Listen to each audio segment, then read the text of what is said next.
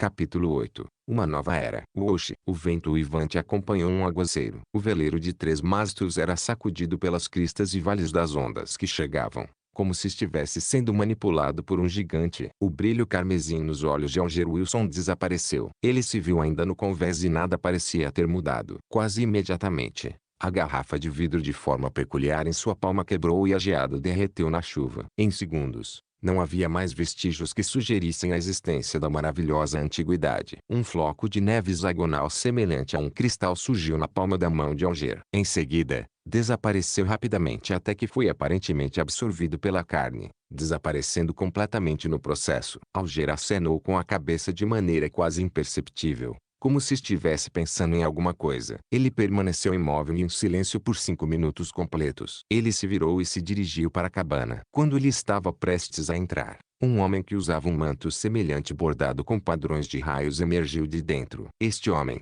que tinha cabelos loiros mácios, parou e olhou para Alger. Ele levou o punho direito ao peito e disse: "Que a tempestade esteja com você." Alger respondeu com as mesmas palavras e gestos. Não havia emoções em seu rosto áspero e de estrutura bem definida. Alger entrou na cabine após a saudação e seguiu para a cabine do capitão situada no final do corredor. Surpreendentemente, ele não encontrou nenhum marinheiro no caminho. O lugar todo estava quieto como um cemitério. Atrás da porta da cabine do capitão, um tapete marrom macio cobria o chão. Uma estante e uma garrafeira tomavam as paredes laterais opostas da sala. Os livros com suas capas amareladas e garrafas de vinho com sua cor vermelho escuro pareciam peculiares sob a luz bruxuleante das velas. Sobre a escrivaninha com a vela havia um tinteiro, uma pena, um par de telescópios metálicos pretos e um sextante de latão. Atrás da mesa estava sentado um homem pálido de meia idade usando um chapéu de capitão com uma caveira. Quando Alger se aproximou dele, ele disse ameaçadoramente: "Não vou desistir." "Eu acredito que você pode fazer isso", disse Alger calmamente, tão calmo que parecia que ele estava comentando sobre o tempo. "Você?" O homem pareceu estar surpreso com a resposta inesperada. Nesse exato momento, Alger inclinou-se ligeiramente para frente e de repente atravessou a sala até ficarem separados apenas pela escrivaninha. Pá! Alger apertou seu ombro e estendeu a mão direita para estrangular o homem. Escamas de peixe ilusórias apareceram nas costas de sua mão enquanto ele loucamente reunia mais força para sufocar o homem, sem lhe dar tempo para responder. Rachadura. Em meio a um estalo nítido, os olhos do homem se arregalaram quando seu corpo foi levantado. Suas pernas se contraíram furiosamente antes de logo ficarem imóveis. Suas pupilas começaram a aumentar enquanto ele olhava sem rumo. Havia um fedor entre suas pernas enquanto suas calças gradualmente ficavam úmidas. Enquanto levantava o homem, Alger abaixou as costas e caminhou em direção à parede. Bang! Ele usou o homem como escudo e avançou contra a parede. Seu braço extremamente musculoso era monstruoso. Um buraco se abriu na parede de madeira e a chuva caiu, acompanhada pelo cheiro do oceano. Alger jogou o homem para fora da cabine, direto para as ondas gigantes que pareciam montanhas. O vento continuou a uivar no escuro enquanto a natureza onipotente devorava tudo. Alger pegou um lenço branco e limpou a mão direita com cuidado antes de jogá-la também no mar. Ele recuou e esperou pacientemente por companhia. Em menos de 10 segundos, o loiro de antes entrou correndo e perguntou: "O que aconteceu?" "O capitão escapou", respondeu Alger de maneira aborrecida enquanto ofegava. "Eu não sabia que ele ainda tinha alguns de seus poderes de Beyonder." "Caramba!" O homem loiro amaldiçoou suavemente. Ele foi até a abertura e olhou para a distância. No entanto, nada era visível, exceto as ondas e a chuva. "Esqueça. Ele era apenas um saque extra", o homem loiro disse, acenando com o braço. "Ainda seremos recompensados por encontrar este navio fantasma de Tudor. Mesmo se ele fosse um guardião do mar, ele não teria mergulhado apressadamente no mar nestas condições climáticas. O capitão não conseguirá sobreviver por muito mais tempo se a tempestade continuar." Alger disse, enquanto acenava com a cabeça em aprovação. A parede de madeira estava se consertando a um ritmo perceptível. Ele olhou para a parede e virou a cabeça inconscientemente em direção ao leme e à vela. Ele estava perfeitamente ciente do que estava acontecendo por trás de todas as tábuas de madeira. O segundo imediato, a tripulação e os marinheiros não estavam presentes. Não havia nenhuma pessoa viva a bordo. Em meio a todo o vazio, o leme e a vela moviam-se sinistramente sozinhos. Alger novamente imaginou o louco que estava coberto por uma névoa branco-acinzentada e suspirou. Ele se virou e olhou para as ondas poderosas do lado de fora e falou como se estivesse em um devaneio, cheio de expectativa e admiração. Uma nova era começou. Em Presborog, Backlund, capital do reino de Luen. Audrey Hall beliscou suas bochechas em descrença de seu encontro um tempo atrás. Na penteadeira à sua frente, o velho espelho de bronze havia se estilhaçado. Audrey lançou seu olhar para baixo e viu o redemoinho carmesim nas costas de sua mão. Era como uma tatuagem representando uma estrela. O carmesim gradualmente desapareceu e desapareceu em sua pele. Só nesse momento Audrey teve certeza de que não era um sonho. Seus olhos brilharam quando ela sorriu. Ela não pôde deixar de se levantar antes de se abaixar para levantar a bainha do vestido. Ela fez uma reverência para o ar rarefeito e começou a dançar animadamente. Era a Ancient Elf Dance, a dança mais popular entre a realeza no momento. Ela tinha um sorriso brilhante no rosto enquanto se movia graciosamente. Bater, bater. Alguém de repente bateu na porta do quarto dela. Quem é esse? Audrey imediatamente parou de dançar e perguntou enquanto arrumava o vestido para ficar mais elegante. Minha senhora, posso entrar? Você deveria começar a se preparar para a cerimônia. A serva de Audrey perguntou do lado de fora da porta. Audrey olhou para um espelho na penteadeira e rapidamente enxugou o sorriso do rosto, deixando apenas uma pequena sugestão de sorriso. Ela respondeu gentilmente depois de garantir que tudo estava apresentável. Entre. A maçaneta girou e Annie, sua criada, entrou. Oh, rachou. Annie disse ao ver instantaneamente o resultado do velho espelho de bronze. Audrey piscou e disse lentamente: sim. Suzy esteve aqui agora há pouco. Tenho certeza de que você sabe que ela gosta de causar estragos. Suzy era uma Golden Retriever que não era tanto de raça pura. Foi um presente dado a seu pai, o Conde Hall, quando ele comprou um Foxhound. No entanto, Audrey adorou. Você deve treiná-lo bem, disse Annie, enquanto pegava as peças do espelho de bronze com habilidade e cuidado, para não machucar sua patroa. Ao terminar de se arrumar, ela perguntou a Audrey com um sorriso: qual vestido você quer colocar? Audrey pensou um pouco e respondeu: gostei do vestido desenhado pela Dona Gné para o meu aniversário de 17 anos. Não, você não pode usar o mesmo vestido duas vezes em uma cerimônia formal ou os outros vão fofocar e questionar a capacidade financeira da família Hall, disse Annie, balançando a cabeça em desacordo. Mas eu gosto muito.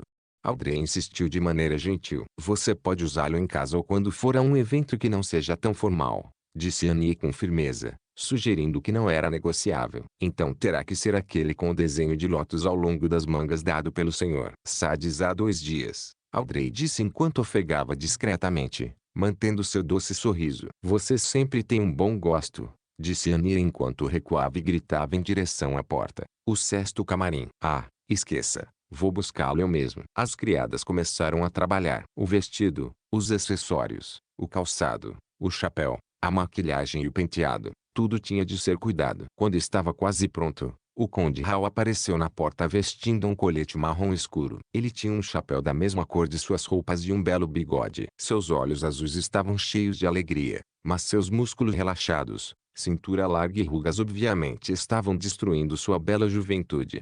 A joia mais brilhante de Backlund. É hora de nossa partida, disse o Conde Hall, batendo na porta 2 vezes. Pai, pare de me chamar assim, protestou Audrey enquanto se levantava com a ajuda das criadas. Bem, então é hora de partir, minha linda princesinha, disse o Conde Hall enquanto dobrava o braço esquerdo, sinalizando para Audrey segurar seu braço. Audrey balançou a cabeça levemente e disse: isso é para minha mãe, senhora Hall, a condessa. Então deste lado, o Conde Hall dobrou o braço direito com um sorriso e disse: isto é para você, meu maior orgulho. Ponto. A base da Marinha Real, Prince Arbol, Waxland. Quando Audrey pegou o braço de seu pai e desceu a carruagem, ela ficou repentinamente chocada com o rolo compressor à sua frente. No porto militar não muito longe, havia um enorme navio brilhando com reflexos metálicos. Não tinha vela, deixando apenas um deck observatório, 2 chaminés altas e 2 torres nas extremidades do navio. Era tão majestoso e grande que a frota de velas próximas era como anões recém-nascidos agrupados em torno de um gigante. Santo Senhor das Tempestades. Oh, meu senhor. Um navio de guerra blindado. Ponto. Em meio ao furor, Audrey também ficou chocada com esse milagre sem precedentes criado pela humanidade. Foi um milagre oceânico que nunca havia sido visto antes. Demorou um pouco para os aristocratas, ministros e parlamentares se recomporem. Então, uma mancha preta no céu começou a crescer até ocupar 1/3 do céu e entrar na visão de todos. A atmosfera de repente tornou-se solene. Era uma gigantesca máquina voadora com um belo design aerodinâmico pairando no ar. A máquina azul escuro tinha airbags feitos de algodão, sustentados por estruturas de liga forte, mas leves. A parte inferior da estrutura de liga tinha aberturas montadas com metralhadoras, lançadores de projéteis e bocas. O zumbido exagerado do motor a vapor de ignição e as pás da cauda produziram uma sinfonia que deixou todos maravilhados. A família do rei chegou em sua aeronave, exalando uma autoridade elevada e indiscutível. Duas espadas, cada uma com uma coroa de rubi no cabo, apontavam verticalmente para baixo e refletiam a luz do sol em ambos os lados da cabine. Eles eram o emblema da espada do julgamento que simbolizava a família Augusto e foi transmitido desde a época anterior. Audrey ainda não tinha 18 anos, então ela não compareceu à cerimônia de apresentação, que era um evento liderado pela imperatriz que marcava a estreia de alguém na cena social de Backlund, para anunciar seu status de adulta. Portanto, ela não poderia estar mais perto do dirigível e teve que ficar em silêncio na parte de trás para assistir a todo o evento. No entanto, isso não importava para ela. Na verdade, ela estava aliviada por não precisar lidar com os príncipes. O milagre que a humanidade usou para conquistar o céu pousou suavemente. Os primeiros a descer as escadas foram os belos jovens guardas que usavam uniformes cerimoniais vermelhos com calças brancas, decorados com medalhas. Formavam duas filas com fuzis na mão. Eles aguardavam as aparições do rei George III, sua rainha, o príncipe e a princesa. Audrey não era nova em conhecer pessoas importantes, então ela não demonstrou nenhum interesse. Em vez disso, ela concentrou sua atenção nas duas cavalarias de armadura negra em forma de estátua que flanqueavam o rei. Nesta era de ferro, vapor e canhões, era surpreendente que ainda houvesse alguém que suportasse usar armadura completa. O brilho metálico frio e o capacete preto opaco transmitiam solenidade e autoridade. Eles poderiam ser os paladinos disciplinares de ordem superior. Audrey relembrou trechos de uma conversa casual entre adultos. Ela estava curiosa, mas não ousou chegar perto. A cerimônia começou com a chegada da família do rei. O primeiro-ministro em exercício, Lord Ghazi-Negan, subiu à frente. Ele era membro do Partido Conservador e o segundo não aristocrata a se tornar primeiro-ministro até hoje. Ele recebeu o título de Lord por suas grandes contribuições. Claro, Audrey sabia mais. O principal apoiador do Partido Conservador era o atual Duque de Negan, Palas Negan, que era irmão de Aghezid. Aghezid era um homem magro e quase careca de mais de 50 anos com um olhar penetrante. Ele examinou a área antes de falar. Senhoras e senhores, acredito que vocês testemunharam este navio de guerra blindado que fez história. Tem dimensões de 101 por 21 metros. Tem um design incrível de bombordo e estibordo. O cinto de blindagem tem 457 milímetros de espessura. O deslocamento é de 10.060 toneladas. Existem 4 canhões principais de 305 milímetros, 6 canhões de tiro rápido, 12 canhões de 6 libras, 18 metralhadoras de 6 canos e 4 lançadores de torpedos. Pode atingir uma velocidade de 16 nós. Será o verdadeiro hegemon. Ele conquistará os mares. A multidão foi despertada. As meras descrições foram suficientes para instilar imagens do medo neles, sem falar no fato de que a coisa real estava bem na frente deles. Aghezid sorriu e falou mais algumas linhas antes de saudar o rei e pedir: Sua Majestade, por favor, dê um nome. Como partirá de Pritz Arbor, deve ser chamado de Tiprites, respondeu George III. Sua expressão mostrava sua alegria. O Pritz. Ponto. As palavras se espalharam do ministro da Marinha e do almirante da Marinha Real a todos os soldados e oficiais no convés. Todos exclamaram em uníssono: o Pritz. George III ordenou que o Pritz partisse para um julgamento em meio às salvas de tiros e a atmosfera comemorativa. Onk! Uma fumaça espessa saiu das chaminés. O som do maquinário podia ser ouvido fracamente sob o som da buzina do navio. O rolo compressor partiu do porto. Todos ficaram chocados quando os 2 canhões principais na proa do navio dispararam contra uma ilha desabitada em seu caminho. Estrondo, estrondo, estrondo. O chão tremeu quando a poeira subiu para o céu. As ondas de choque se espalharam, produzindo ondas no mar. Satisfeito, Aghezid voltou-se para a multidão e anunciou: a partir deste dia, o juízo final cairá sobre os 7 piratas que se autodenominam almirantes e os 4 que se autodenominam reis. Eles só podem tremer de medo. É o fim da era deles. Somente o navio de guerra blindado vagará pelos mares. Não importa se os piratas têm os poderes dos Beyonders, navios fantasmas ou navios amaldiçoados.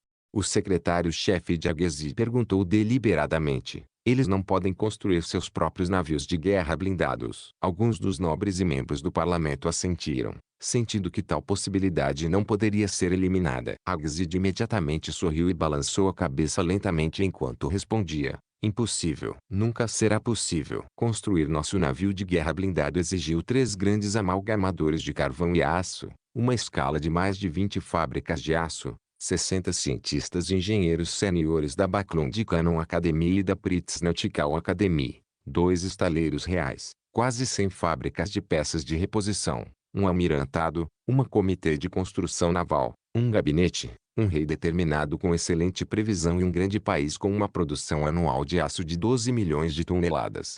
Os piratas nunca conseguirão. Dito isso, ele fez uma pausa e levantou os braços antes de gritar agitado: Senhoras e senhores, a era dos canhões e navios de guerra amanheceu sobre nós. Capítulo 9. O caderno. Depois de meia hora de descanso, Zhou Minglui, que agora se via como Klein, finalmente se recuperou. Nesse ínterim, ele descobriu que agora havia 4 pontos pretos nas costas da mão, que formavam um pequeno quadrado. Esses 4 pontos negros desapareceram rapidamente, mas Klein sabia que eles ainda estavam escondidos em seu corpo, esperando para serem despertados.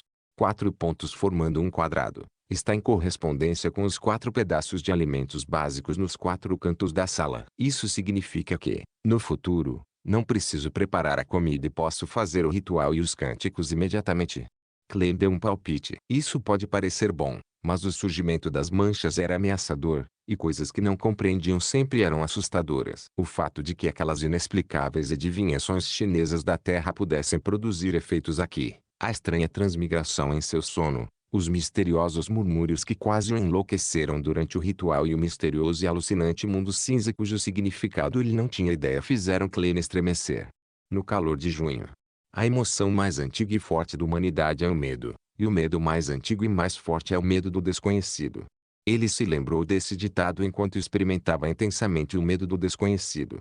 Havia nele um desejo sem precedentes e irresistível de entrar em contato com o domínio misterioso, aprender mais e explorar o desconhecido. Havia também uma mentalidade de fuga contraditória dentro dele, obrigando-o a fingir que nada havia acontecido. A intensa luz do sol entrava pela janela sobre a escrivaninha. Era como se houvesse grãos de ouro espalhados sobre a mesa. Klein olhou para a mesa, sentindo como se tivesse entrado em contato com calor e esperança. Ele relaxou um pouco e uma forte sensação de fadiga o invadiu. Suas pálpebras estavam pesadas como chumbo enquanto se fechavam. Deve ter sido o efeito combinado da noite sem dormir e do encontro cansativo. Klein balançou a cabeça e se ergueu com a ajuda da mesa. Ele tropeçou em direção à cama de 2 andares, desconsiderando completamente o pão de centeio colocado nos 4 cantos do quarto. Ele adormeceu imediatamente depois de se deitar. Gemido, gemido. Klein foi acordado por dores de fome. Quando abriu os olhos, sentiu-se rejuvenescido. Ainda sinto uma leve dor de cabeça.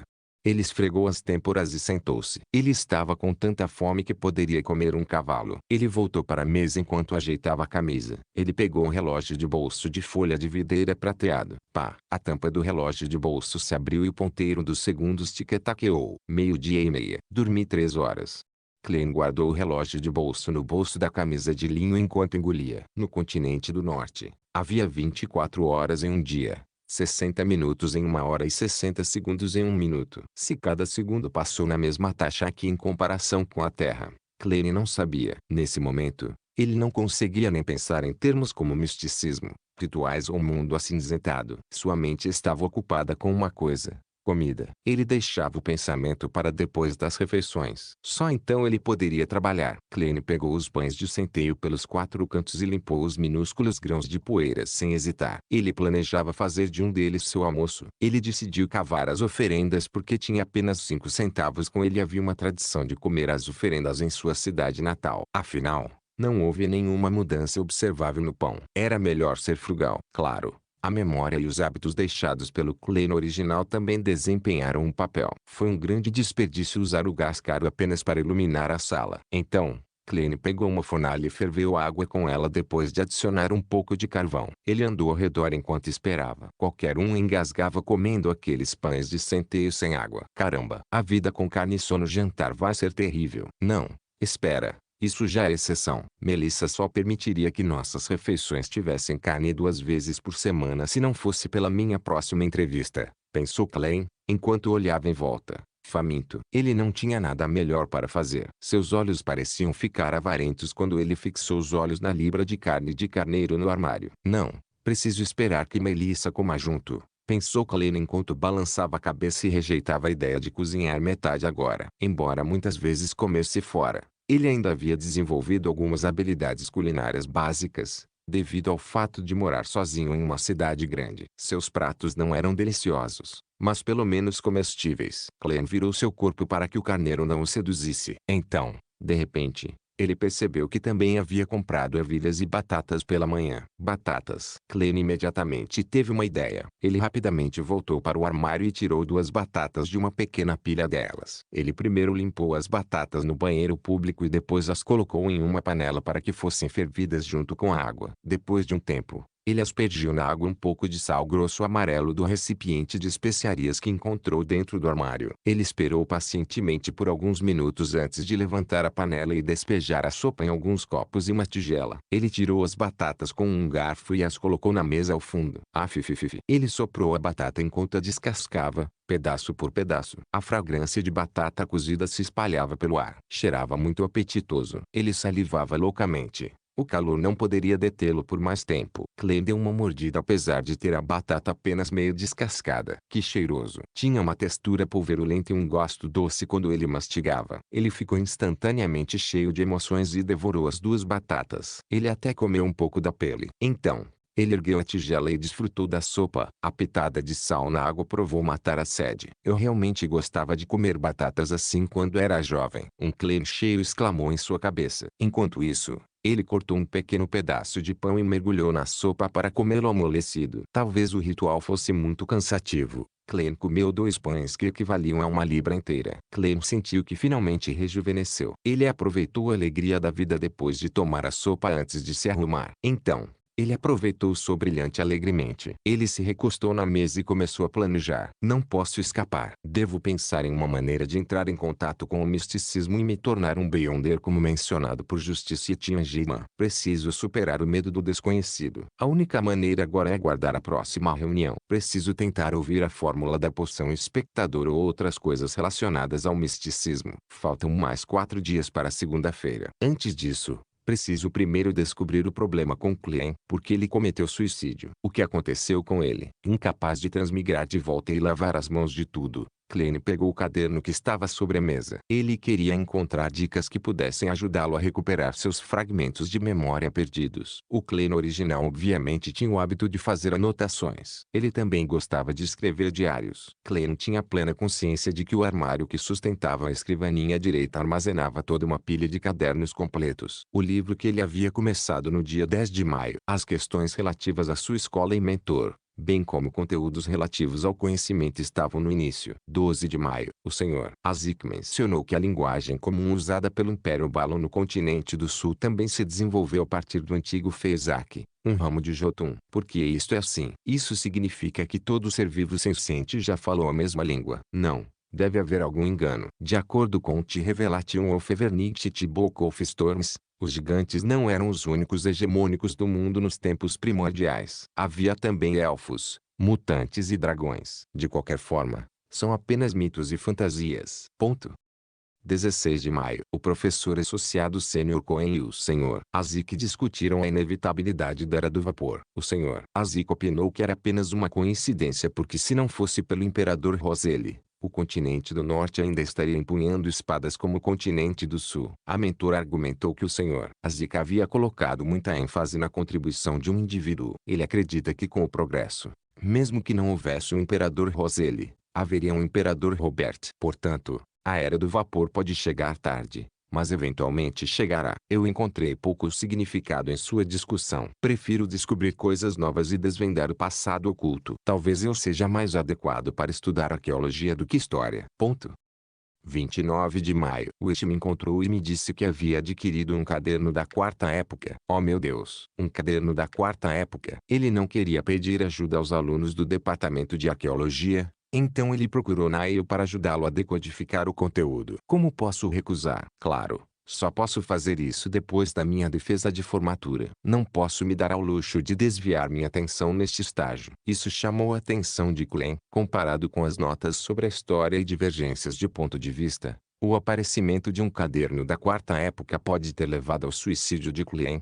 A quarta época foi a época anterior à atual Idade do Ferro. Sua história era misteriosa e incompleta, devido ao fato de que muito poucos túmulos, cidades antigas e registros foram encontrados. Os arqueólogos e historiadores só puderam se referir aos registros ambíguos fornecidos pelas 7 principais igrejas que se centravam em torno de seus ensinamentos religiosos para formar aproximadamente a imagem original. Eles sabiam da existência do Império Salomão, da dinastia Tudor e do Império Transoeste. Com o objetivo de resolver o mistério e restaurar a história, Klein não se interessou muito pelas 3 primeiras eras, cujas raízes estavam mais próximas das lendas. Ele estava mais interessado na quarta época, também conhecida como a Era dos Deuses. Então Klein estava preocupado com sua futura carreira e, portanto, se concentrou na entrevista. Mas foi tudo inútil. Klein não resistiu a exclamar. As universidades ainda eram muito escassas e a maioria dos estudantes vinha de famílias nobres ou abastadas. Contanto que ele não tivesse uma mentalidade extrema, um plebeu que tivesse sido admitido na universidade seria capaz de construir conexões sociais preciosas por meio de discussões em grupo e eventos de networking, apesar do preconceito e da exclusão dos círculos sociais arraigados.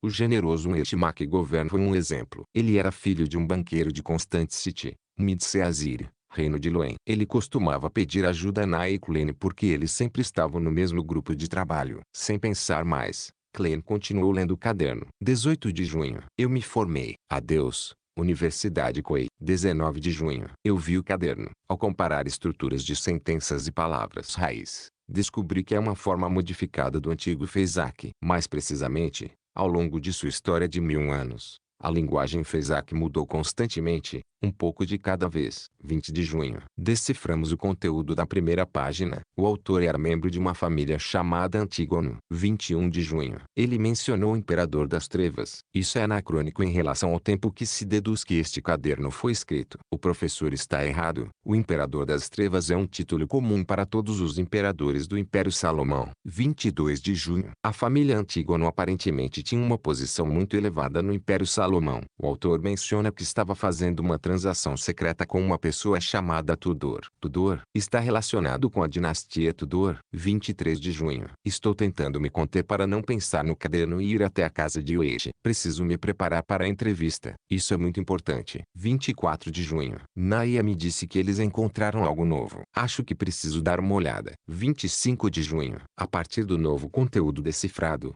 o autor aceitou a missão de visitar a Nação da Noite Eterna situada no cume do pico mais alto da Cordilheira Onassis. Oh meu Deus! Como uma nação pode existir no cume desse pico que está a mais de 6.000 metros acima do nível do mar? Como eles sobrevivem? 26 de junho. Essas coisas estranhas são reais. O registro terminou neste ponto. Zou migrou e transmigrou nas primeiras horas do dia 28. O que significa dizer que realmente houve uma entrada para 27 de junho. É aquela linha. Todos vão morrer. Inclusive eu.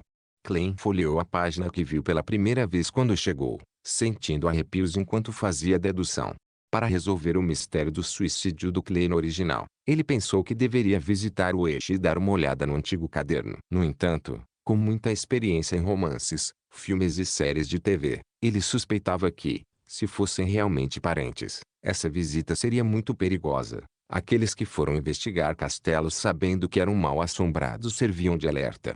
No entanto, ele teve que ir, pois escapar nunca resolveria o problema. Isso só pioraria as coisas, até que transbordasse e o afogasse completamente. Talvez chamar a polícia, mas alegar que cometeu suicídio seria bobagem, né? Bater. Toc toc. Houve uma série de batidas rápidas e fortes. Klein sentou-se ereto e ouviu. Bater. Toc toc. As batidas ecoaram pelo corredor vazio. Capítulo 10. A norma. Quem é esse? Klein estava pensando no misterioso suicídio do dono original deste corpo e no perigo desconhecido que ele poderia enfrentar quando ouviu a batida repentina na porta. Ele inconscientemente abriu a gaveta, tirou o revólver e perguntou ao vigilante. A outra parte ficou quieta por 2 segundos antes que uma voz levemente afiada, com sotaque de Aua, respondesse: "Sou eu, Mountbatten, Bit Mountbatten." A voz parou por um momento antes de acrescentar: "Polícia." Bit Mountbatten. Quando Klein ouviu esse nome, ele imediatamente pensou no dono desse nome. Ele era o policial responsável pela rua onde ficava o apartamento. Ele era um homem rude, brutal e prático. Mas talvez apenas um homem assim pudesse ser um impedimento para alcoólatras, ladrões, ladrões do meio período, vilões de hooligans. E sua voz única era uma de suas marcas registradas. Ok, eu estarei aí. Klein respondeu em voz alta. Ele havia planejado colocar o revólver de volta na gaveta, mas pensando que não sabia porque a polícia estava lá fora e que eles poderiam revistar o quarto ou fazer outras coisas, ele correu cautelosamente para o fogão onde as chamas já haviam sido apagadas e colocou o revólver nele.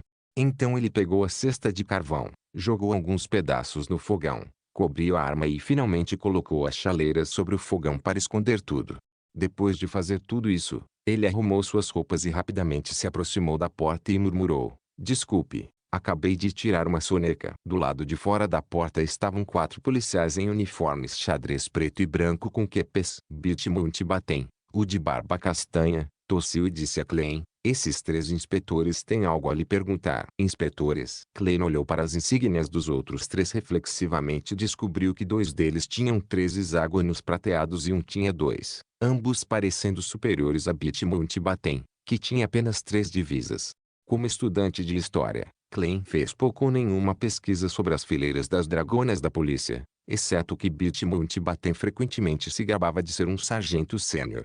Então esses 3 são inspetores. Influenciado por conversas com Benson, Wesh e seus colegas de classe, Klein teve o bom senso de abrir caminho e apontar para a sala. "Por favor, entre." "Como posso ajudá-lo?" O líder dos 3 inspetores era um homem de meia idade com olhos penetrantes. Ele parecia ser capaz de ler a mente de uma pessoa e deixá-la com medo. Seus olhos estavam enrugados e a ponta do chapéu revelava cabelos castanhos claros. Ele olhou ao redor da sala e perguntou com uma voz profunda: "Você conhece o H. McGovern? O que há de errado com ele?" Klein estremeceu e respondeu de repente: "Sou eu quem faz as perguntas."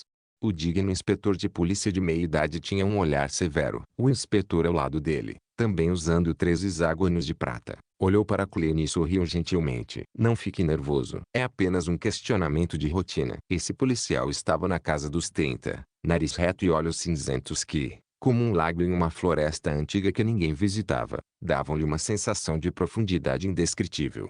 Klein respirou fundo e organizou suas palavras. "Se você quer dizer o H. McGovern, formado pela Coe University em Constante, tenho certeza que o conheço. Somos colegas de classe do mesmo mentor, o professor associado sênior Quentin Coen." No reino de Luen, professor não era apenas um título profissional, mas também uma posição, assim como a combinação de professores e reitores de departamento na Terra. Isso significava que só poderia haver um professor no departamento de uma universidade. Se um professor associado quisesse se tornar professor, ele teria que esperar que seu superior se aposentasse ou forçar seu superior a sair com suas habilidades.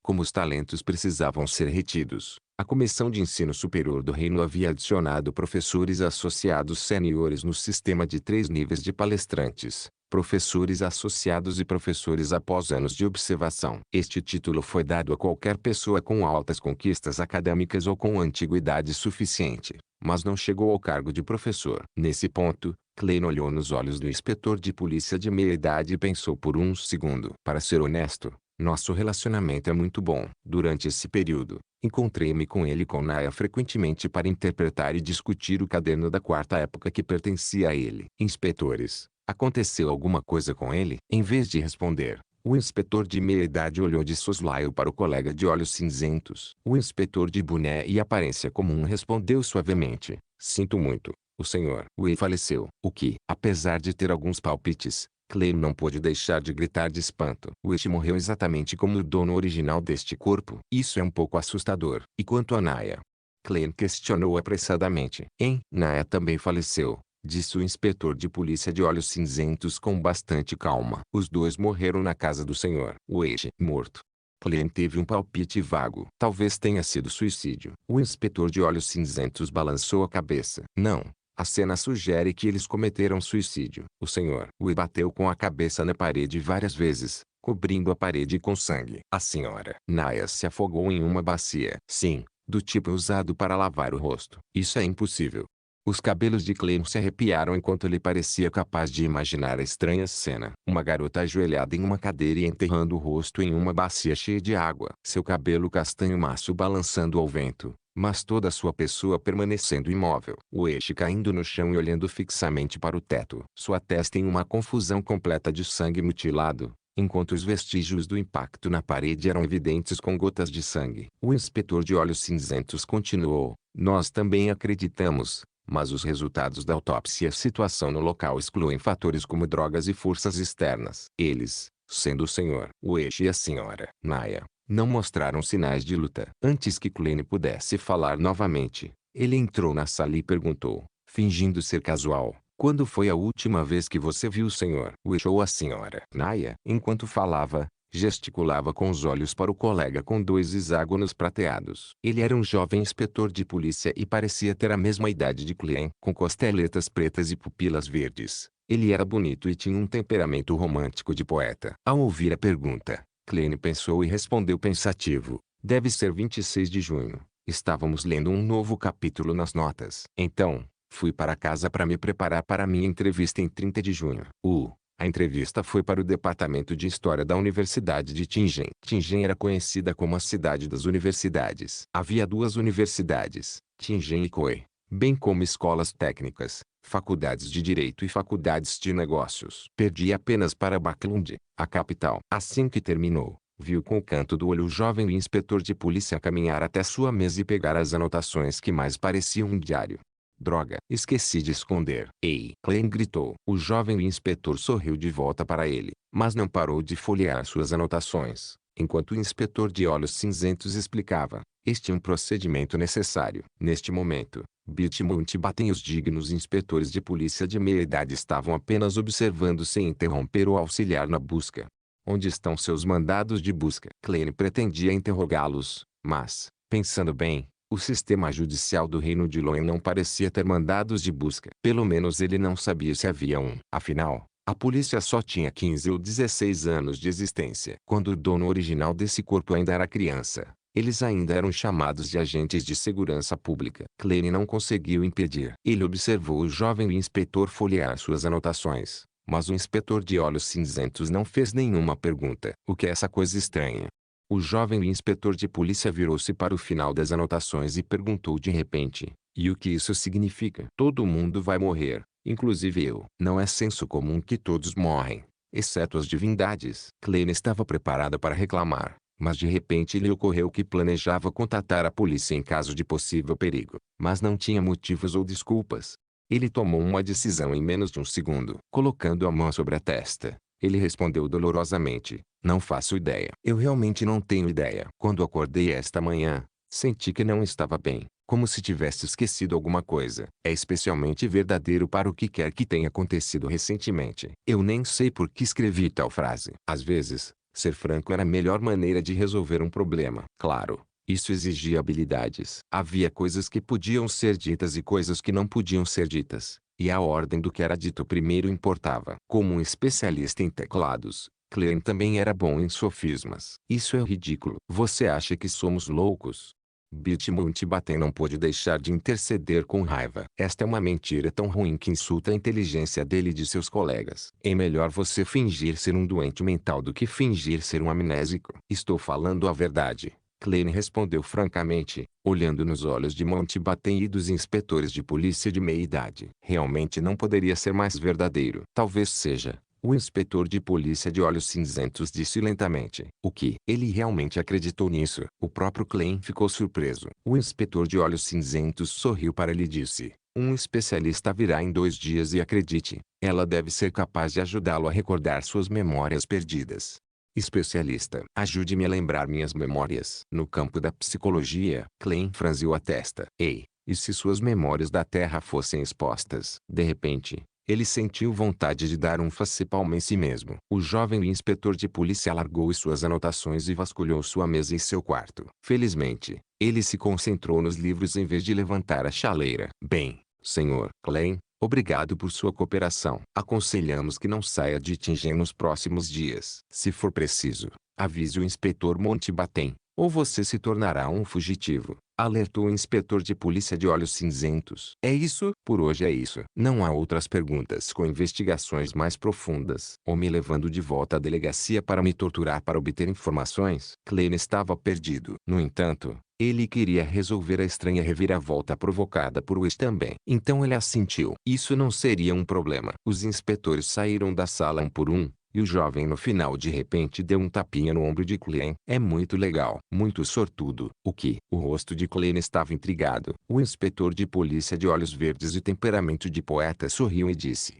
falando de modo geral, a norma é que todas as partes envolvidas morram em tal evento. Estamos muito felizes e afortunados por vê-lo ainda vivo. Depois disso, ele saiu da sala e fechou a porta atrás de si de maneira educada. A norma é que todos morram juntos. Muito feliz por ainda estar vivo. Sorte que ainda estou vivo. Naquela tarde de junho, Klein estava relaxado. Capítulo 11. Habilidades culinárias reais. A norma é que todos morram juntos. Muito feliz por ainda estar vivo. Sorte que ainda estou vivo. Klein estremeceu e correu rapidamente para a porta, tentando alcançar os policiais e pedir proteção. Mas assim que alcançou a maçaneta, ele parou de repente. Aquele oficial falou tão horrivelmente sobre isso, porque eles não me protegeram. Uma testemunha importante ou líder importante. Isso não é muito descuidado. Eles estavam apenas me sondando. Ou talvez seja uma isca. Todos os tipos de pensamentos surgiram na mente de Klein. Ele suspeitava que a polícia ainda o vigiava secretamente, observando sua reação.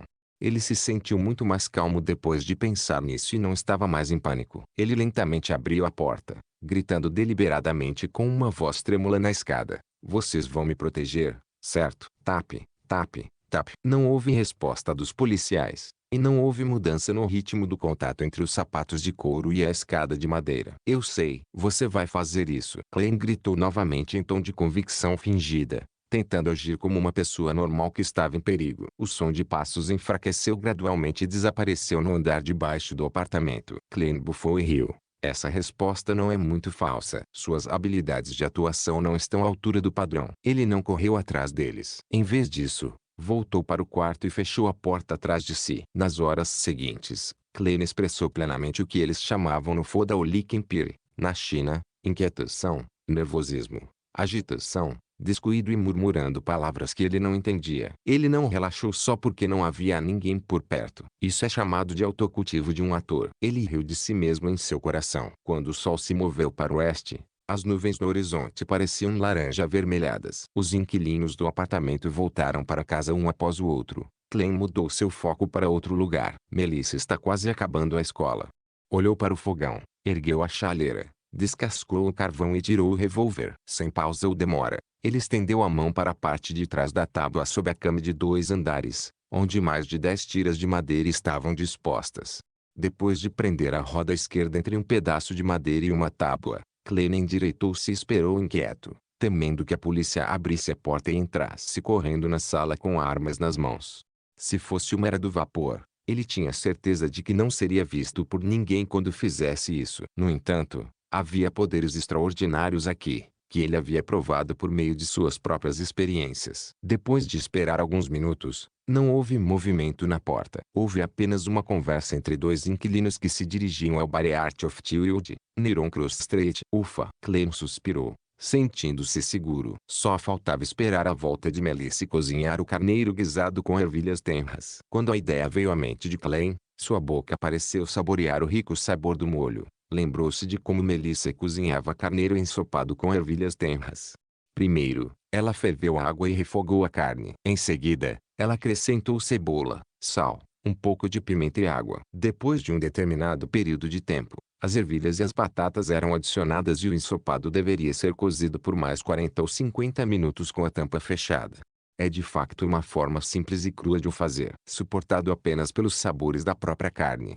Klein balançou a cabeça. Mas não havia outra maneira sobre isso. Era difícil para os plebeus ter muitos tipos de condimentos e vários métodos de cozimento. Eles só podiam buscar métodos simples, práticos e econômicos. Desde que a carne não fosse queimada ou estragada, tudo era bom para quem só podia comer carne 1 ou 2 vezes por semana. Klein não era um cozinheiro muito bom e pedia comida para a viagem na maioria das vezes. Mas, cozinhando 3 ou 4 vezes por semana, depois de muitas semanas de prática acumulada, ele alcançou um padrão de aprovação e sentiu que não deixaria cair a libra de carne de carneiro. Quando a Melissa voltar para cozinhar, será depois das 19h30. Ela estaria morrendo de fome então. É hora de ela ver o que é cozinhar de verdade. Klein deu uma desculpa para si mesmo. Primeiro, acendeu o fogo novamente, Foi ao banheiro pegar água e lavou o carneiro. Então ele pegou as tábuas e facas da cozinha antes de cortar o carneiro em pedaços minúsculos. Quanto à explicação para suas habilidades culinárias repentinas, ele decidiu culpar o falecido H. McGovern, que não apenas havia contratado um chefe que era bom no sabor de Mid-Caesar, mas também criava suas próprias iguarias e convidava as pessoas para experimentá-las. Bem, os mortos não podem me refutar. No entanto, TSK, este é um mundo com Beyonders, os mortos não são necessariamente incapazes de falar. Com isso em mente, Klein estava com a consciência um pouco pesada. Ele jogou de lado seus pensamentos confusos e colocou a carne na tigela de sopa. Então ele pegou a caixa de condimento e adicionou uma colher de sal grosso, metade do qual começou a amarelar. Além disso, ele cuidadosamente pegou alguns grãos de pimenta do reino de uma pequena garrafa especial, misturando-os e mariná-los. Colocou a panela no fogão e, enquanto esperava que esquentasse, Klein remexeu as cenouras de ontem e cortou-as em pedaços com as cebolas que comprou hoje. Quando terminou os preparativos, tirou uma pequena lata do armário e abriu-a. Não sobrou muita banha. Klein pegou uma colher, colocou na panela e derreteu. Acrescentou as cenouras e as cebolas e mexeu um pouco. Quando a fragrância começou a se espalhar, Klein despejou todo o carneiro na panela e o fritou com cuidado por um tempo. Ele deveria ter adicionado vinho de cozinha no processo, ou pelo menos vinho tinto. Porém, a família Moretti não tinha esses luxos e só podia beber um copo de cerveja por semana. Klein teve que se contentar com o que estava disponível e derramou um pouco de água fervida. Depois de cozinhar por cerca de 20 minutos, ele abriu a tampa, colocou as ervilhas tenras e as batatas cortadas e acrescentou um copo de água quente e 2 colheres de sal. Fechou a tampa, baixou o fogo e expirou satisfatoriamente, esperando a irmã chegar em casa. Conforme os segundos se transformaram em minutos, a fragrância na sala se intensificou. Havia o fascínio da carne, o cheiro forte das batatas e o aroma refrescante das cebolas. O cheiro foi se misturando aos poucos, e Klein engolia a saliva de vez em quando, marcando as horas com seu relógio de bolso. Depois de mais de 40 minutos, alguns passos não tão rápidos, mas ritmados, se aproximaram. Uma chave foi inserida, a maçaneta foi girada e a porta se abriu. Antes de Melissa entrar, ela sussurrou em dúvida: "Cheira bem." Com a bolsa ainda na mão, ela entrou e olhou para o fogão. "Você fez isso?" Melissa tirou o chapéu de véu e sua mão parou no ar, olhando para Klein com espanto. Ela torceu o nariz e inalou mais da fragrância. Seus olhos rapidamente se suavizaram e ela pareceu encontrar alguma confiança. "Você fez isso?" ela perguntou novamente. "Tem medo que eu desperdice o carneiro?" Klein sorriu e voltou com uma pergunta. Sem esperar por uma resposta, ele disse para si mesmo: "Não se preocupe, pedi especificamente ao Eishi para me ensinar a cozinhar este prato. Você sabe, ele tem um bom cozinheiro." Primeira vez? As sobrancelhas de Melissa se franziram inconscientemente, mas foram suavizadas pela fragrância. "Parece que sou talentoso." Klein riu. "Está quase pronto. Coloque seus livros e chapéu de véu em algum lugar. Vá ao banheiro e lave as mãos e depois prepare-se para prová-lo. Estou muito confiante nisso." Quando ela ouviu os arranjos ordeiros de seu irmão e viu seu sorriso gentil e calmo, Melissa ficou parada na porta e não respondeu em seu torpor. "Você prefere que o carneiro seja cozido por mais tempo?" Klein insistiu com uma risada. "Ah, tudo bem, tudo bem." Melissa voltou aos seus sentidos. Com bolsa e véu em cada mão, ela correu para a sala rapidamente. Quando a tampa da panela foi descoberta, uma súbita explosão de vapor apareceu diante dos olhos de Klein. 2 pedaços de pão de centeio já foram colocados ao lado do carneiro e das ervilhas tenras, permitindo que absorvessem o aroma e o calor para ficarem macios. Quando Melissa fez as malas, lavou as mãos e o rosto e voltou, um prato de carneiro guisado com ervilhas tenras, batatas, cenouras e cebolas já estava sobre a mesa. 2 pedaços de pão de centeio, coloridos por um leve mergulho no molho, estavam em seus pratos. "Vamos lá, experimente." Klein apontou para o garfo e a colher de madeira ao lado do prato. Melissa ainda estava um pouco confusa. Ela não recusou. Ela pegou uma batata com o garfo, colocou na boca e mordeu levemente. O sabor da batata amilácea e a fragrância do molho inundaram sua boca. Sua secreção de saliva enlouqueceu enquanto ela engolia a batata em alguns goles. "Experimente o carneiro." Klein gesticulou para o prato com o queixo. Ele tinha provado agora e achava que era apenas um padrão passageiro, mas era o suficiente para uma garota que era inexperiente com o que o mundo tinha a oferecer. Afinal, ela só comia carne ocasionalmente. Os olhos de Melissa estavam cheios de expectativa enquanto ela cuidadosamente bifurcava um pedaço de carneiro. Estava bem macio e, assim que entrou na boca, Quase derreteu. A fragrância da carne explodiu em sua boca, enchendo-a com deliciosos sucos de carne. Foi uma sensação inédita e que fez Melissa não conseguir parar de comer. Quando ela percebeu, já havia comido vários pedaços do carneiro. Clem, isso deveria ter sido preparado para você. Melissa corou e gaguejou. Eu mordisquei um pouco da comida agora há pouco. É o privilégio de ser cozinheiro. Clem sorriu e acalmou sua irmã. Ele pegou o garfo e a colher. Às vezes comia um pedaço de carne e às vezes enchia a boca de ervilhas. Outras vezes, largava os talheres, partia um pedaço de pão de centeio e molhava-o no molho. Melissa relaxou e mergulhou na delicadeza novamente pelo comportamento normal de Clem. É realmente delicioso. Não parece que você estava fazendo isso pela primeira vez. Melissa olhou para o prato vazio e o elogiou de todo o coração. Até o molho estava acabado. Está muito longe do chefe de hoje. Quando eu ficar rico, vou levar você e Benson para um restaurante e fazer uma refeição melhor, disse Clem. Ele próprio estava começando a ansiar por isso. Sua entrevista. Burp. Melissa não terminou suas palavras porque de repente ela soltou um som de contentamento involuntariamente. Ela colocou a mão sobre a boca com pressa e parecia envergonhada. A culpa é do carneiro guisado com ervilhas tenras agora mesmo. Foi delicioso demais. Clem riu secretamente e decidiu não tirar sarro de sua irmã. Ele apontou para o prato e disse: esta é a sua missão. Tudo bem. Melissa se levantou imediatamente, pegou a bacia e saiu correndo pela porta. Quando ela voltou, abriu o armário para verificar a caixa de condimentos e outros itens. Normalmente, você acabou de usá-los. Melissa ficou surpresa e virou-se para Clem, segurando a garrafa de pimenta do reino e a lata de banha. Clem encolheu os ombros e riu. Só um pouco. É o preço de uma iguaria. Os olhos de Melissa brilharam, sua expressão mudando por alguns momentos, antes de finalmente dizer: deixe-me cozinhar no futuro. Você tem que se apressar e se preparar para a entrevista. Você tem que pensar no seu trabalho. Capítulo 12. Aqui de novo. Melissa, você não pode esfregar isso no meu nariz. Clem murmurou interiormente. Ele sentiu uma dor latejante na cabeça. A quantidade de conteúdo que Clem havia esquecido foi considerada muito, mas também não foi desprezível. A entrevista seria em 2 dias. Então como ele poderia encontrar tempo para compensar isso? Além disso, ele estava envolvido em uma atividade paranormal tão estranha. Então como seria possível que ele estivesse com vontade de revisar? Clem deu à irmã uma resposta superficial e começou a fingir que estudava. Melissa moveu uma cadeira para se sentar ao lado dele. Com a luz do lampião a gás, ela começou a cumprir suas designações. A atmosfera era serena. Quando eram quase 11 horas, os irmãos se despediram e foram para a cama.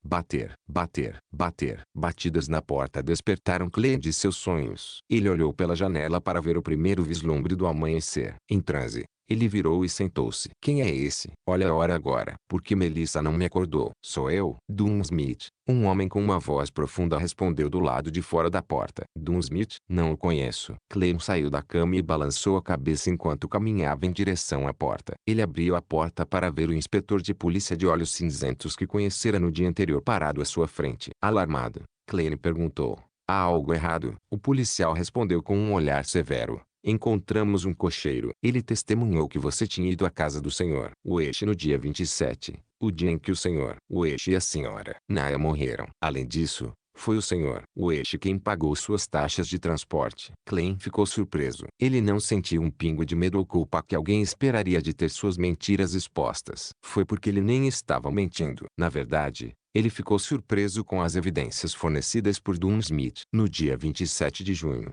o ex-Clem havia de fato ido à casa do Sr. Wesh. Na noite em que ele voltou, ele se matou, exatamente da mesma forma que Wesh e Naya fizeram. Clem deu um sorriso forçado e disse: esta é uma evidência insuficiente. Não prova diretamente que estou associado à morte de Wesh e Naya. Honestamente falando, também estou muito curioso sobre todo o incidente. Quero saber exatamente o que aconteceu com meus 2 pobres amigos. Mas eu realmente não consigo me lembrar. Na verdade, esqueci quase completamente o que fiz no dia 27. Você pode achar difícil de acreditar, mas confiei totalmente nos diários que escrevi para adivinhar que fui à casa de Wesh no dia 27. Você com certeza tem grande força mental, disse Dunsmith enquanto concordava. Ele não demonstrou nenhum traço de raiva, nem estava sorrindo. Você deveria ser capaz de ouvir minha sinceridade. Clem olhou diretamente nos olhos e disse: eu estou dizendo a verdade. Claro, apenas parte dela. Dunsmith não deu uma resposta imediata. Ele passou a olhar pela sala antes de dizer lentamente: senhor. Wish perdeu um revólver. Acho que devo conseguir encontrá-lo aqui. Certo, senhor. Klein, de fato. Klein finalmente entendeu de onde o revólver tinha vindo. Um pensamento brilhou em sua mente e ele chegou ao veredicto final em um instante. Ele levantou as mãos no meio do caminho e recuou, deixando um caminho aberto. Então, ele sinalizou para o beliche com o queixo, atrás da mesa da cama. Ele não mencionou especificamente que era o convés inferior, já que ninguém normalmente esconderia coisas na parte de trás da mesa da cama em um convés superior. Isso seria muito óbvio para os convidados notarem de relance.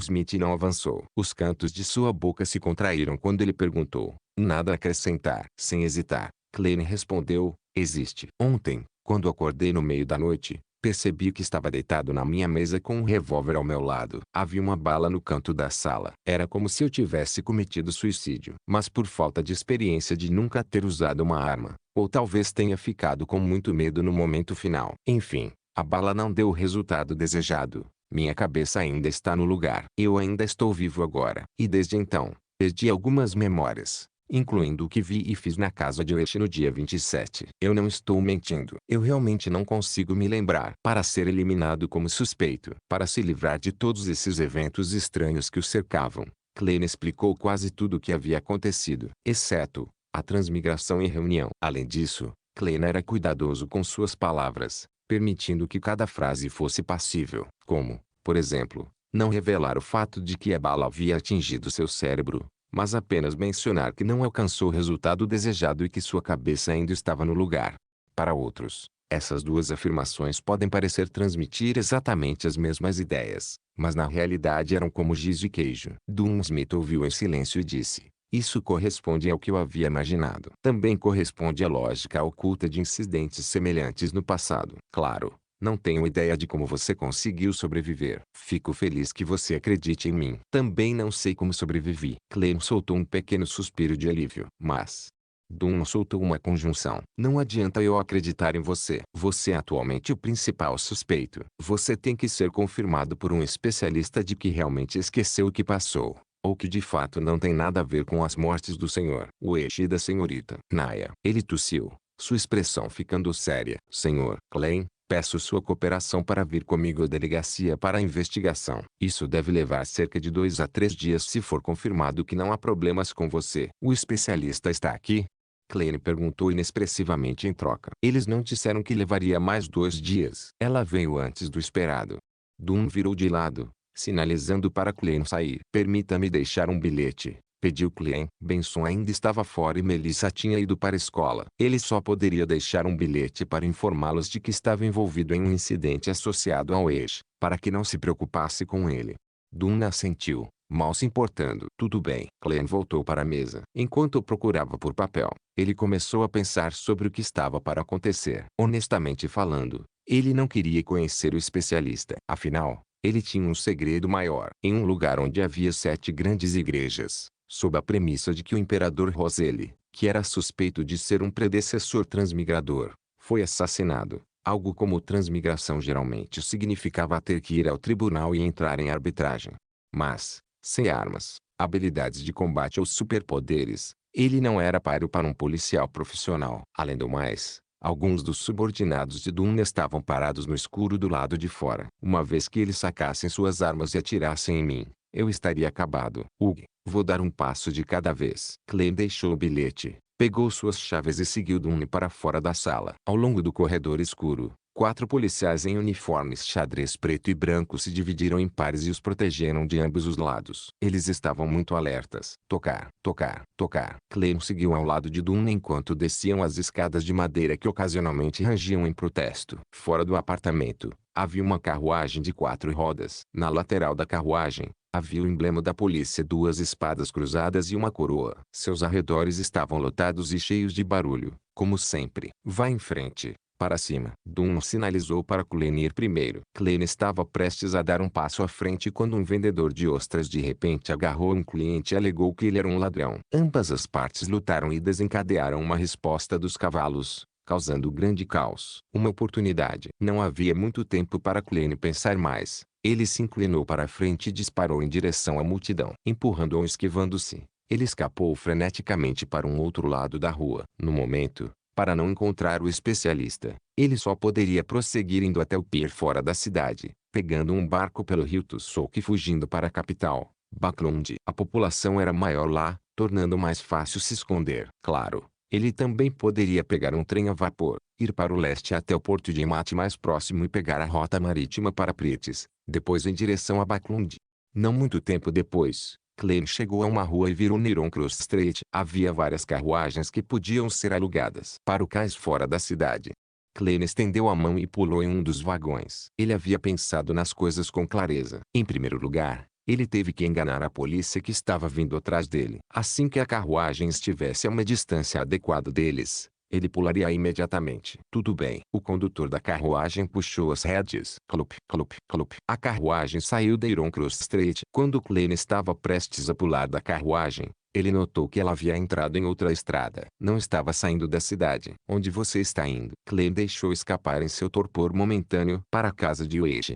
O cocheiro respondeu monotonamente. O que? Klein estava sem palavras. O cocheiro se virou, expondo seus frios olhos cinzentos. Era Dunn Smith, o policial de olhos cinzentos. Você? Klein estava confuso. Tudo de repente se tornou um borrão, como se o mundo girasse ao seu redor quando ele imediatamente se sentou. Sentou-se. Klein olhou em volta, confuso. Ele notou a lua carmesim do lado de fora da janela e a sala sendo coberta por um véu carmesim. Ele estendeu a mão para sentir sua testa. Estava tudo úmido e frio. Suor frio. Suas costas pareciam exatamente iguais. Foi um pesadelo. Klein soltou um suspiro. Está tudo bem. Está tudo bem. Ele achou estranho. Ele estava bastante lúcido em seu sonho. Ele até conseguia pensar com calma. Depois de se acalmar, Klein olhou para o relógio de bolso. Eram apenas 2 da manhã. Ele saiu da cama silenciosamente e planejou ir ao banheiro, onde poderia lavar o rosto e esvaziar a bexiga crescente. Ele abriu a porta e caminhou pelo corredor escuro. Sob o luar fraco, ele caminhou levemente em direção ao banheiro. De repente, ele notou uma silhueta do lado de fora da janela no final do corredor. Essa silhueta usava um blusão preto que era mais curto que um casaco, mas mais comprido que uma jaqueta. Essa silhueta estava parcialmente camuflada na escuridão, banhada pelo luar carmesim. Essa silhueta girou lentamente. Seus olhos profundos, cinzentos e frios. Dunn Smith. Capítulo 13. Falcão Noturno. Plop. Klein não pôde deixar de dar um passo para trás. Por um momento ele não teve certeza se estava acordado ou ainda em seus sonhos. A silhueta tirou a cartola preta e se curvou um pouco enquanto dizia com um sorriso, reapresentando-me, Miltalk, Dunn Smith. Falcão Noturno, um dos codinomes das equipes Beyonder da Igreja da Deusa da Noite Eterna que Justiça e o Enforcado mencionaram antes. Klein de repente percebeu algo e exclamou após fazer uma conexão. Você pode controlar os sonhos. Você acabou de me fazer sonhar com isso. Miltalk. Dunn Smith usava seu chapéu preto novamente, escondendo sua linha fina ligeiramente alta. Com olhos cinzentos profundos, ele disse, não. Eu apenas entrei no seu sonho e fiz a orientação necessária. Sua voz era profunda e suave, reverberou pelo corredor mal iluminado sem perturbar os doces sonhos dos outros. Nos sonhos, embora muitas de suas emoções geralmente reprimidas e vários pensamentos sombrios em você sejam amplificados, fazendo tudo parecer caótico, absurdo e louco, eles estão todos enraizados na realidade desde que a realidade existe. Para veteranos como eu, tudo é claro. Comparado a um você consciente, acredito mais em você e em seus sonhos. Isso. Que ser humano normal poderia controlar seu sonho? Se eu tivesse sonhado com algo na Terra, Dunn Smith não teria notado. Klein ficou petrificado com o que acontecera no sonho. No entanto, ele rapidamente achou bizarro. Ele se lembrava de estar muito sóbrio e racional, sabendo o que dizer e o que não dizer. Simplificando, não parecia estar sonhando. Então, Dunn Smith apenas viu o que eu queria que ele visse. A mente de Klein girou enquanto ele ganhava um vislumbre de compreensão. Esta é uma vantagem que resultou da transmigração? Gosta de ter um corpo e uma alma especiais? Ou foram os efeitos daquele ritual de aumento de sorte? Então, Sr. Smith, você acredita que eu realmente perdi minha memória? Klein organizou seus pensamentos e perguntou em resposta. Dunn Smith não respondeu diretamente. Em vez disso, olhou para ele atentamente. Você realmente não está surpreso com o curso dos eventos? Conheci pessoas que não acreditam no poder dos Beyonders e preferem acreditar que ainda não acordaram. Klein reconheceu laconicamente ao dizer, talvez eu sempre tenha orado, esperando que houvesse tal poder para me ajudar. Uma linha de pensamento interessante. Talvez você tenha sobrevivido não apenas porque teve sorte. Duna assentiu sem expressão. Agora posso confirmar que você realmente perdeu partes de suas memórias devido ao incidente, especialmente aquelas relacionadas a ele. Então, posso voltar agora.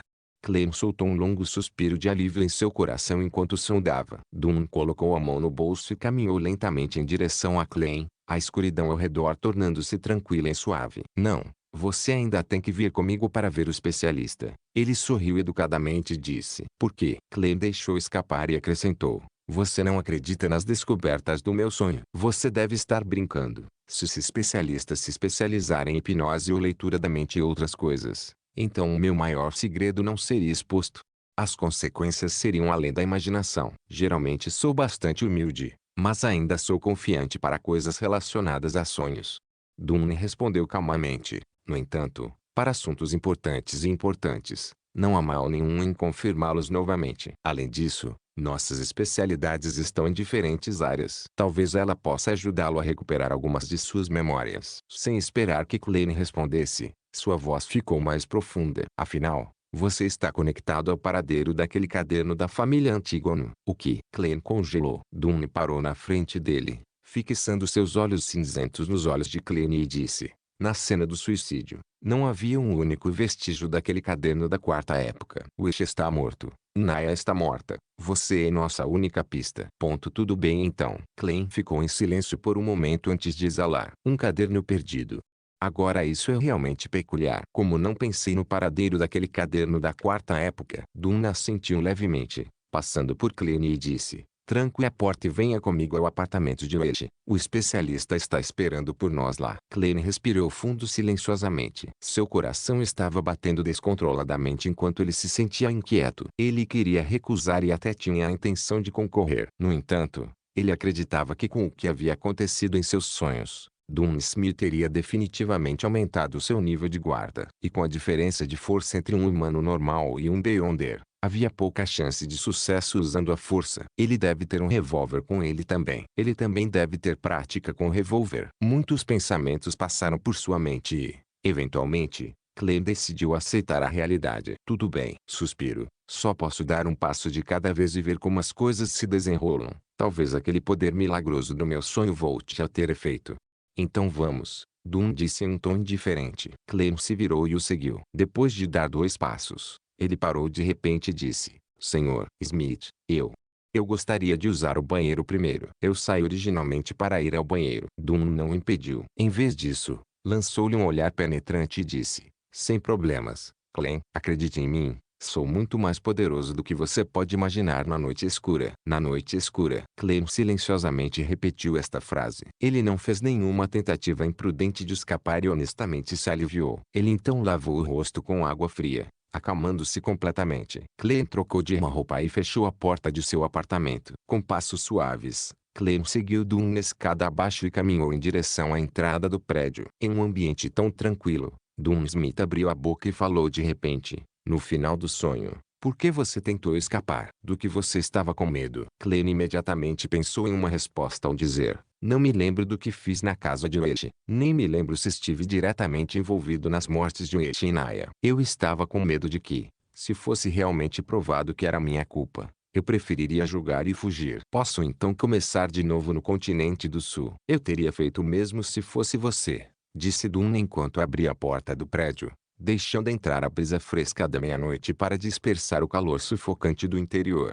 Ele não temia que Clem fugisse ao entrar na carruagem. Era exatamente o que Clem havia sonhado, uma carruagem de 4 rodas puxada por um único cavalo e o cocheiro. Havia também o emblema da polícia de espadas cruzadas que agrupavam uma coroa esculpida na lateral da carruagem. Clem entrou na carruagem. Lá dentro, havia um tapete grosso estendido e o lugar estava cheio de uma fragrância suave. Depois de se sentar, ele procurou um tópico para sondar mais informações. Senhor Smith, e quero dizer se, o especialista confirmar que eu realmente esqueci uma parte das minhas memórias, e que não há nenhuma outra evidência que aponte para mim ser o perpetrador ou uma vítima, isso estaria acabado. Em teoria, sim. Tentaremos procurar o notebook por outros meios. Enquanto existir, pode ser encontrado. Claro, antes disso, Teremos que ter certeza de que você não está amaldiçoado ou tem qualquer cheiro de cacodemônios e que não há problemas psicológicos persistentes relacionados. Devemos garantir que você possa abraçar o resto de sua vida de forma pacífica e saudável.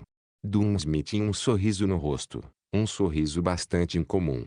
Klein percebeu esse ponto com clareza e prontamente perguntou: em teoria? Sim, apenas em teoria. Nesse campo de trabalho, sempre acontecem coisas distorcidas, pouco ortodoxas e inexplicáveis. Dunn olhou nos olhos de Klein e disse: sua continuação ou fim não é o que podemos prever ou controlar às vezes. Por exemplo, Klein realmente sentiu medo por um momento. A carruagem acelerou por uma rua quase deserta. Dunn pegou seu cachimbo e cheirou, dizendo: quando acreditarmos que as coisas chegaram ao fim, com tudo voltando ao normal, isso ressurgiria de uma forma assustadora e arrepiante. Alguns anos atrás, lidamos com um caso relacionado a um culto maligno. Eles viveram sacrifícios para agradar um deus maligno, fazendo com que seus seguidores cometessem suicídio. Quando um dos seguidores foi escolhido, seus instintos de sobrevivência triunfaram sobre sua tolice, crenças distorcidas e drogas psicodélicas. Ele escapou secretamente e relatou à polícia. O caso foi entregue a nós. Era uma missão muito pequena, já que não havia Beyonders naquele culto. A divindade que eles adoravam foi, na verdade, pensada aleatoriamente por seu líder apenas por dinheiro e satisfação. A humanidade se perdeu ali. Usamos apenas 2 integrantes, somados ao apoio da polícia, para reprimir esse culto. Ninguém estava fora do gancho. Para aquele denunciante, também confirmamos que ele não tinha nenhum cheiro demoníaco remanescente nele. Ele não foi amaldiçoado e não sofria de nenhum transtorno mental. Ele não tinha nenhum problema de personalidade ou qualquer outra irregularidade. Nada. Depois, ele conseguiu um avanço decente em sua carreira, casou-se com uma esposa muito boa, teve um filho e uma filha. Seu passado sombrio parecia muito distante dele. O horror e o derramamento de sangue pareciam ter desaparecido completamente. Nesse ponto, Dunsmith deu uma gargalhada e disse: no entanto, em março deste ano, apesar de estar com boa saúde financeira e ter uma esposa amorosa e filhos adoráveis, ele se estrangulou até a morte em seu próprio escritório. O luar vermelho do lado de fora da janela da carruagem brilhou sobre Dunsmith. Naquele momento, seu sorriso aparentemente alto-zombeteiro fez Klein sentir-se indescritivelmente horrorizado. Se estrangulou até a morte. Klein respirou fundo silenciosamente, como se visse seu próprio fim trágico. Mesmo que eu escape uma vez, pode ser apenas temporário. Existe alguma maneira de resolver isso completamente? Tornar-se um Beyonder para combatê-lo. A carruagem voltou ao silêncio. Inúmeros pensamentos surgiram na mente de Klein. Sob um silêncio constrangedor, a carruagem viajou por um longo tempo em alta velocidade. Assim que Klein decidiu consultar Dunsmith para qualquer solução, a carruagem parou. Senhor Smith, chegamos ao apartamento de Weish. A voz do cocheiro foi ouvida. Vamos descer. Dunn endireitou o casaco preto que chegava aos joelhos. Oh, deixe-me apresentar de antemão. O disfarce oficial do especialista é o médium espírita mais renomado do condado de Awa. Clem suprimiu seus outros pensamentos e perguntou curiosamente: então, qual é a identidade real dela? Dunn virou o corpo pela metade e virou a cabeça para trás. Com seus olhos cinzentos obscuros, ele disse: um verdadeiro médium espiritual. Capítulo 14. O meio. Um verdadeiro médium. Klein repetiu essa descrição interiormente e não falou mais. Ele seguiu Dunsmith pela carruagem. A casa de Wettingen era uma casa isolada com jardim. A estrada do lado de fora dos portões de metal vazados permitia a passagem de 4 carruagens ao mesmo tempo. As lâmpadas da rua se alinhavam nas laterais da estrada a cada 50 metros. Eles pareciam diferentes dos que Klein tinha visto em sua vida anterior. Eram lâmpadas a gás e a altura de cada lâmpada era aproximadamente a de um homem adulto, de modo que era conveniente acender as lâmpadas. O metal preto estava intimamente ligado ao vidro, formando um padrão quadriculado, lançando obras de arte clássicas semelhantes a lanternas de papel. Frio e calor estavam entrelaçados enquanto a escuridão e a luz coexistiam. Caminhando ao longo do caminho coberto pelos raios do pôr do sol, Klein e Dunsmith entraram na casa alugada de Weish pelo portão de metal entreaberto. De frente para a entrada principal havia uma estrada cimentada que levava direto a um bangalô de 2 andares. 2 carruagens poderiam ir ao mesmo tempo. Havia um jardim à esquerda e um gramado à direita. A fragrância agradavelmente fraca das flores misturada com o aroma fresco da grama fresca fazia com que a pessoa se sentisse feliz e relaxada.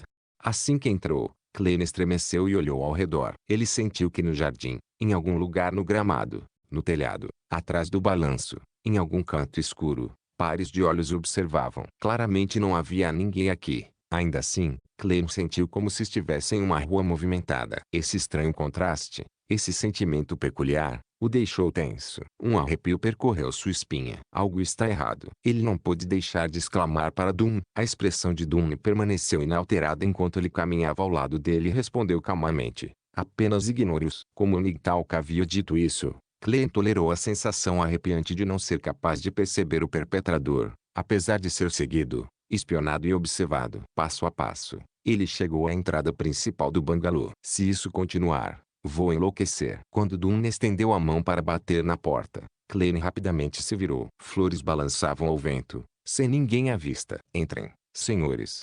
Uma voz aparentemente etérea veio de dentro da casa. Dun girou a maçaneta, abriu a porta e disse a uma mulher no sofá: dali, algum resultado? O lustre da sala estava apagado. Um conjunto de 2 sofás de couro cercavam uma mesa de centro de mármore. Sobre a mesa havia uma vela acesa, mas a luz emitia um brilho azul cobalto. Cobria a sala de estar semi-fechada, a sala de jantar e a cozinha com uma tonalidade estranha e sinistra. No meio do sofá estava sentada uma senhora com um roupão preto com capuz que usava sombra azul e blush. Uma pulseira de prata exposta com um pingente de cristal branco pendurado foi usada em seu pulso. À primeira vista dela, Clem teve uma sensação inexplicável. Ela estava vestida como uma verdadeira médium. Ela estava se estereotipando. Dali, a médium de beleza incomum, deu uma olhada rápida em Clem com seus olhos esmeraldas cintilantes. Ela olhou para Dun Smith e disse: todos os espíritos originais desapareceram, incluindo o Joyce e o Dinaya. No momento, todos esses patifes não sabem de nada. Espíritos. Espírito médium. Todas as coisas invisíveis que o espiavam anteriormente eram espíritos. Havia tantos deles. Clem tirou o chapéu e colocou sobre o peito,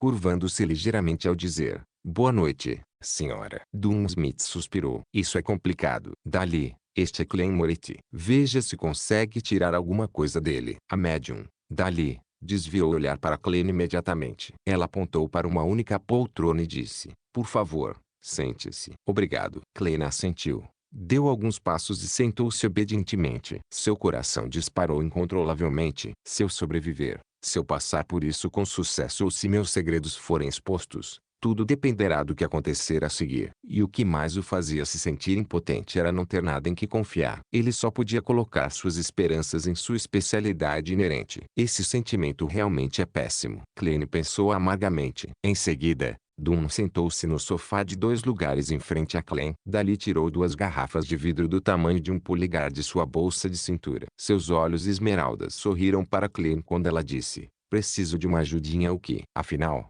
você não é um inimigo. Não posso tratá-lo com severidade. Isso pode deixá-lo desconfortável ou causar dor. Pode até deixar alguns efeitos colaterais sérios em você. Vou dar-lhe algumas fragrâncias, fazendo-o sentir-se macio e suave, o que permitirá que você se solte pouco a pouco para que possa realmente se entregar a esses sentimentos. Isso soou errado. Clem ficou boquiaberto enquanto seus olhos estavam cheios de choque. Sentado à sua frente, Dun riu e disse: não se assuste. Somos diferentes dos companheiros da Igreja do Senhor das Tempestades. Aqui, as mulheres também podem provocar verbalmente os homens. A esse respeito, você deve ser capaz de entender. Sua mãe era uma devota crente da deusa. Você e seu irmão costumavam frequentar a escola dominical na igreja. Eu entendo. É que eu nunca pensei que ela seria tão... Clem gesticulou, pois não conseguia encontrar as palavras certas. Ele quase deixou escapar a tradução direta para motorista veterano 1. Dun curvou os cantos da boca para cima e disse: não se preocupe. Na verdade, Dali raramente faz isso. Ela só quer usar esses métodos para acalmá-lo. Ela prefere cadáveres a homens. Você me faz parecer pervertido. Dali interrompeu com um sorriso. Ela abriu um dos frasquinhos e pingou algumas gotas na brilhante chama azul da vela. Baunilha da noite, flor do sono e camomila. Tudo destilado e extraído para formar essa essência floral aromática. Eu chamo isso de amanta. Significa tranquilidade na linguagem de Hermes. Tem um cheiro realmente incrível. Enquanto conversavam, a chama da vela tremulava, evaporando a essência floral e enchendo o ambiente com seu aroma. Um aroma lindamente encantador penetrou nas narinas de Clem. Ele não se sentia mais tenso. Ele ficou instantaneamente calmo como se estivesse olhando para a escuridão da noite silenciosa. Esta garrafa é chamada de olho do espírito. Cascas e folhas de dragoeiros e chopos são secas ao sol por 7 dias e cozidas 3 vezes. Em seguida, São imersos no vinho Lanti. Claro, haveria vários encantamentos enquanto estamos nisso. Enquanto Dali descrevia o líquido, a substância âmbar pingou na chama da vela azul cobalto.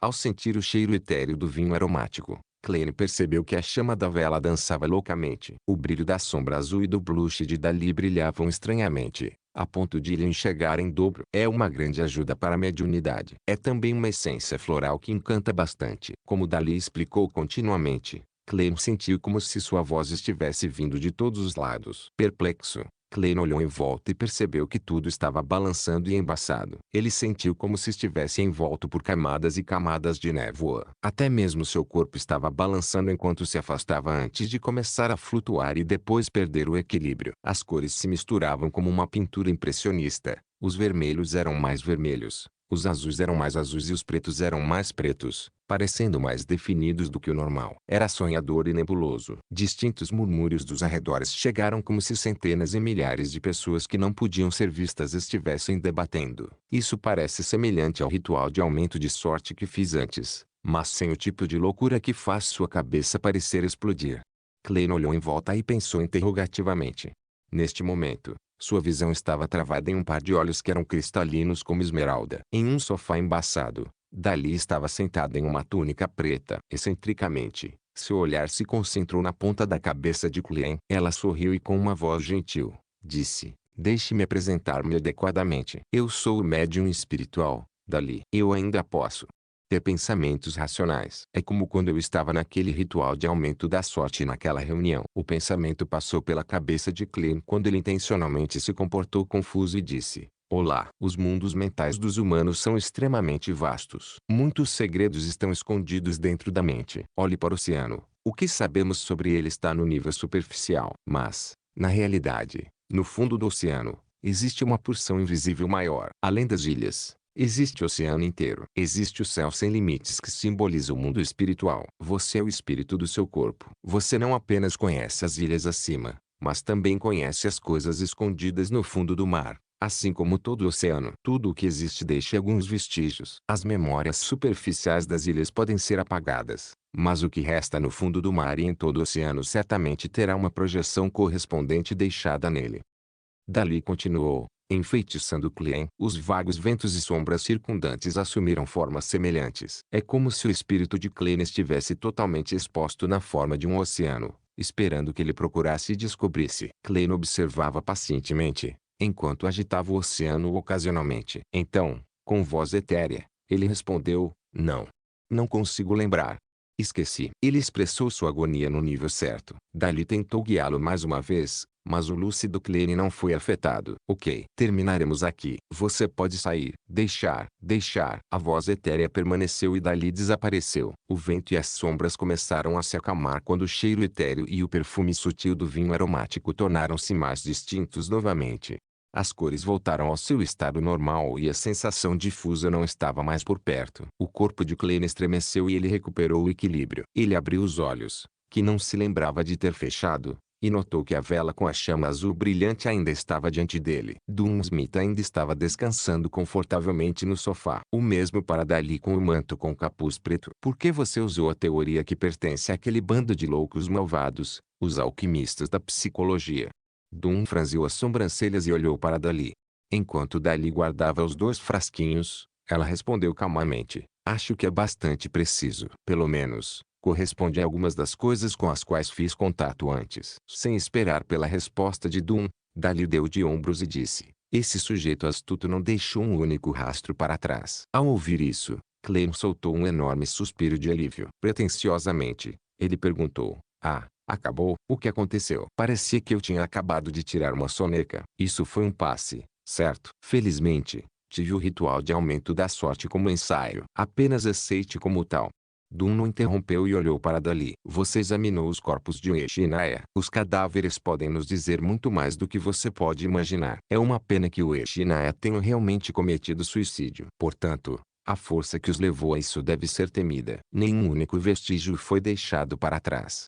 Dali se levantou e apontou para a vela. "Eu preciso de um pouco de descanso." O brilho azul cobalto desapareceu e a casa foi instantaneamente inundada com um tom borrado de carmesim. Parabéns. Você pode voltar para casa agora. Mas lembre-se, não revele este incidente aos seus entes queridos. Você tem que prometer isso. Doom disse enquanto conduzia Klein até a porta. Surpreso, Klein perguntou. Não há necessidade de examinar as maldições ou as trilhas deixadas pelos espíritos malignos. Dali não mencionou nada sobre isso. Então não há necessidade disso. Dunne respondeu simplesmente. Klein se acalmou. Quando o pensamento de suas preocupações anteriores veio à mente, ele perguntou apressadamente, como posso ter certeza de que estarei livre de problemas de agora em diante? Sem problemas. Dunne contraiu os lábios e disse, com base nas estatísticas de incidentes semelhantes no passado, 80% dos sobreviventes do incidente não experimentam nenhum efeito colateral horrível. Sim, isso é baseado no que eu sei. Mais ou menos. Mais ou menos. Então, ainda resta um quinto dessas pobres almas. Klein não se atreveu a tentar a sorte. Então você pode considerar se juntar a nós como um funcionário civil. Dessa forma, mesmo que existam precursores, podemos descobrir a tempo, disse Dunn casualmente enquanto se aproximava da carruagem. Ou simplesmente se tornar um Beyonder. Afinal, não somos babás. Não podemos tomar conta de você o dia todo e nem mesmo observar o que você faz com as mulheres. Posso? Klein questionou a declaração. Claro, ele não esperava muito. Afinal, como era possível fazer parte dos Nighthawks tão facilmente e obter o poder dos Beyonders? Esse era o poder dos Beyonders. Doom fez uma pausa e virou a cabeça de lado para olhar para ele. Não é que não possa. Depende. O que? A transição em suas palavras chocou Klein. Klein olhou fixamente ao lado da carruagem antes de responder. Sério? Quem você está enganando? É tão fácil se tornar um Beyonder? Doom riu levemente. Seus olhos cinzentos estavam escondidos na sombra da carruagem. Você não acredita em mim, hein? Na verdade, quando você se torna um Nighthawk, você perde muito. Por exemplo, liberdade. Mesmo que não falemos sobre isso agora, há outro problema. Em primeiro lugar, você não é um membro do clero, nem um devoto. Você não pode escolher o que quiser ou escolher a abordagem mais segura. E em segundo lugar, Doom segurou a maçaneta e pulou na carruagem enquanto prosseguia. Entre os casos que nós, o justiceiro mandado, o machineiro e Vemin de outros judiciários, temos que lidar anualmente, uma quarto deles foi resultado de Beyonders que perderam o controle. Um quarto. Beyonders que perderam o controle. Klein ficou estupefato. Só então, Doom se virou ligeiramente. Seus olhos cinzas eram profundos. Sem dar sinal de sorriso, ele continuou, e entre o quarto dos casos, um grande número deles são nossos companheiros de equipe.